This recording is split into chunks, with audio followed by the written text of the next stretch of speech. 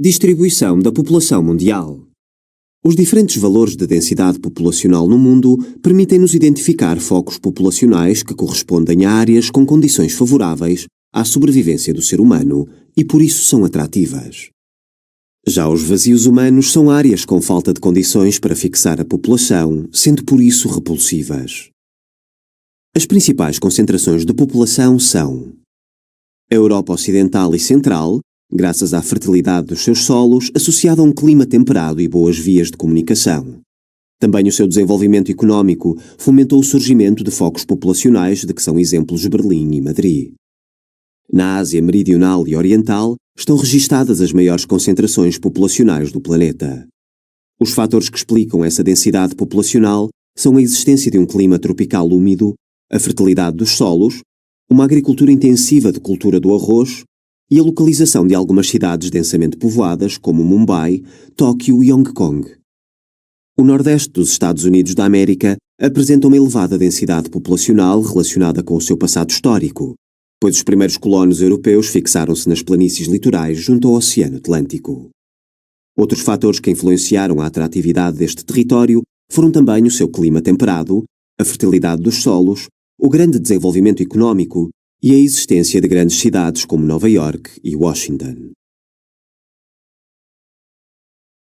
Por outro lado, existem grandes vazios humanos cujas condições naturais são adversas à fixação humana, como as regiões polares, com as suas baixas temperaturas, a fraca precipitação e longos períodos sem luz solar, impossibilitam a atividade agrícola e dificultam a presença humana.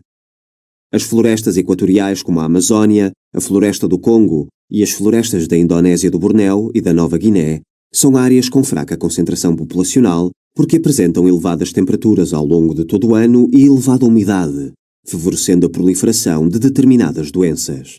Também a densa vegetação torna difícil a ocupação humana. As grandes altitudes, como os Himalaias, as montanhas rochosas e o Kilimanjaro, apresentam baixa densidade populacional porque, à medida que a altitude aumenta, a temperatura, a pressão atmosférica e a quantidade de oxigênio diminuem, afetando o organismo humano.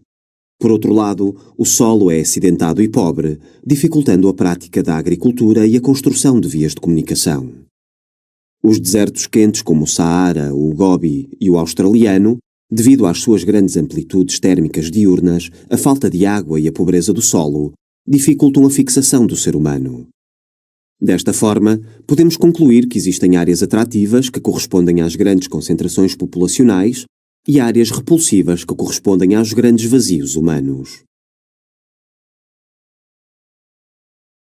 Resumindo, a população distribui-se de forma irregular por toda a superfície terrestre. Por um lado, encontram-se áreas atrativas com condições favoráveis à sobrevivência do ser humano.